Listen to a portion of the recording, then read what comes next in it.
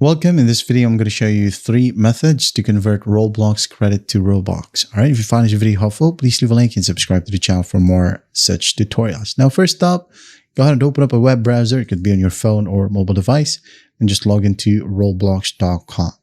And then once you're in here, go ahead and go to the Roblox shop section right here at the top right. Just click on it and then go ahead and click on redeem Roblox codes.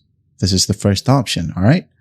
So in this section below the code box, you'll be able to see your available credit balance. Now, what you do in there is go ahead and click on the blue checkbox that says convert to Robux or get Robux button.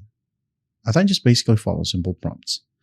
Now, the second option is by going to, again, the Robux menu right here or shop. Click on buy Robux. And then when you go ahead and select a package, for example, this one, just click on it.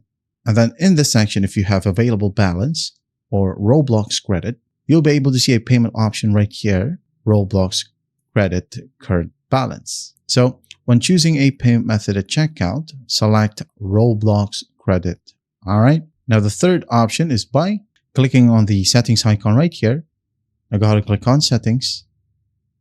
Now go ahead and go to billing, or the payment methods section. It was once before called billing. So just click on it.